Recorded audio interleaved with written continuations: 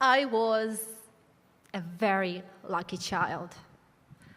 I was loved, nurtured, and taught by the best grandmother in the world. She was my caregiver while my parents were at work ever since I was 2. I skipped preschool and kindergarten, and I was in the best place on earth, my grandmother's house. It was a kingdom of storytelling, poetry writing, piano playing, velvet sewing, crepes making, where my grandmother, or as I called her, babusia, was the reigning queen, and I was the ever so curious princess. She even looked like a queen. Her thick braid of dark brown hair wrapped her head like a crown. Her deep blue-gray eyes were full of wisdom and kindness. She was a retired teacher and a mother of 6 daughters who all followed in her footsteps of teaching. And she was the best cook I've ever known. It was a tough winter, 1994. I was 8 years old in a time when the post-Soviet Ukraine was rising from its knees. We had lost all our savings. They were kept in Moscow after the collapse of the Soviet Union, and teachers such as my mom now got paid in sacks of sugar.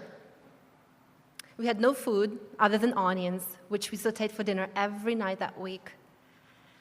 So on Saturday afternoon, I went to my grandmother's house where the queen was standing in her cozy little kitchen, sauteing onions. I gave Grandma a hug, then took one sniff and furrowed my disapproving eyebrows. Oh no, not the onions again. I can smell them in my dreams now. Babusa, do you happen to have anything else to eat, pretty please? Grandma took a moment, then with an, I think I do, went to her secret hiding place in a cupboard. She got out a small paper bag with several pieces of stale bread in it.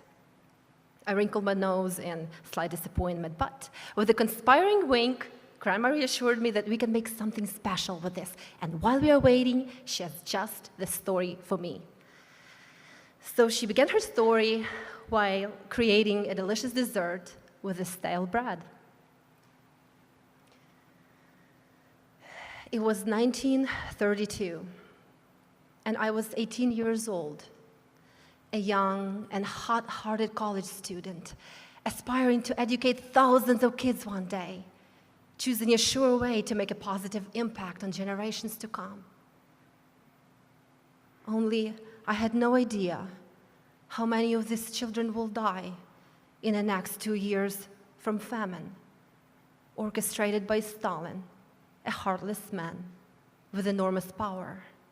We, the feisty, freedom-loving Ukrainians, have been fighting invaders for many centuries, and this time was no different. Our resistance became a major thorn in Stalin's behind. So his conclusion was to exterminate us as an ethnic group entirely, populate our lands with Russian people, and have unlimited use of our incredible fertile soil and abundant natural resources. So the law of 3 sprouts was put into place, stating that if a handful of grain was taken by anyone from harvest as little as 3 sprouts, they will be executed by shooting. All the food supplies were confiscated, pantries emptied, even the seeds for next year's crops taken away, and all grains exported abroad. Some people survived by eating grass and leaves in spring and summer, and grinding pine cones in the fall. Winters were always the hardest. Genocide against Ukrainian people took 10 million lives. It was God's generous gift that I made it through. Grandma took a deep breath. I watched her rehydrate the stale bread with some tea rose infused water, put it on a skillet, and make caramelized sugar crust. Then she continued. Some of us, young people who were students and lived in the dorms, were somewhat better off than the majority of the population. A bare minimum of bread was given to us each day to keep us alive.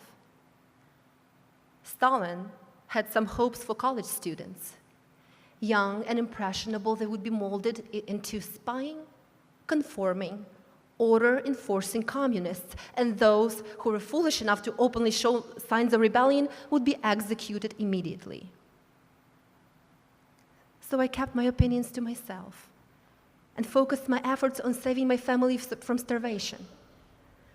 Over the course of a couple weeks, I was able to save several pieces of bread, wrap them in a cloth, put the small precious package next to my heart, and set out on a long walk on foot to the village where my family lived. It has been a long time since I ventured out of college premises.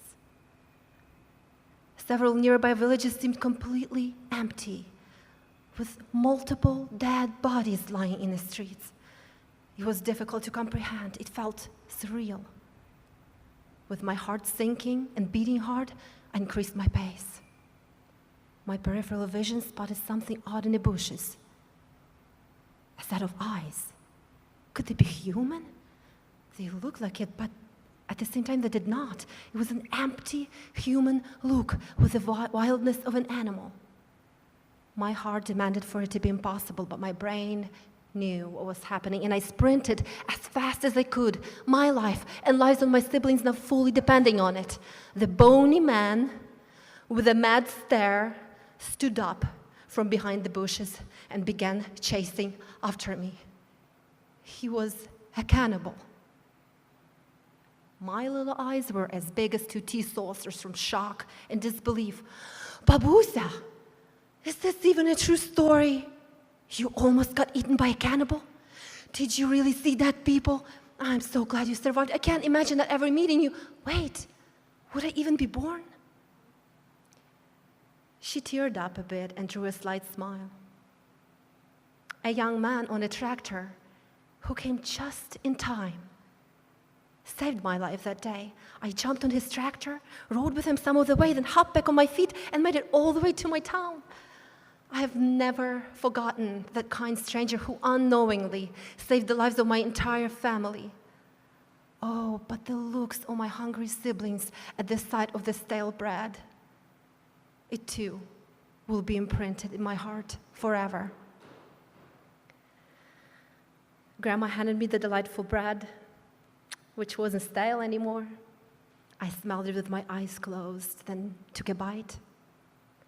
I always liked to smell my food, and now, after all the hunger stories, I appreciate it and savored it like never before. Grandma watched me with satisfaction for a minute, then embraced me in a long hug. I went home that night and ate all my onions without a word of complaint. They're not so bad after all. Life had knocked Grandma down to her knees many times since her hunger story. When she received a telegram in 1941 that her husband is not coming home from the World War II. A young mother with 2 small daughters, she was overcome by grief and fear. But several years later, she found a partner, got remarried, and had 2 more kids. She opened the door one day in 1948 and saw her dead husband on her doorstep, who was punished by Stalin for being a prisoner of war and sent to labor camps without a chance to contact his family. But every time life knocked Grandma down, she got up and kept on going. So you see, I was indeed a very lucky child. I was loved and nurtured by a woman of an incredible strength of character, who through her numerous stories taught me the importance of kindness, compassion, and grit, to love people around me and to restrain from judgment, as every one of us is walking our own thorny path. A woman who survived 3 man-made famines, 2 world wars, and lost many loved ones in the process, but whose perseverance made it possible for me to be born and to stand here in front of you today and tell her story. Thank you.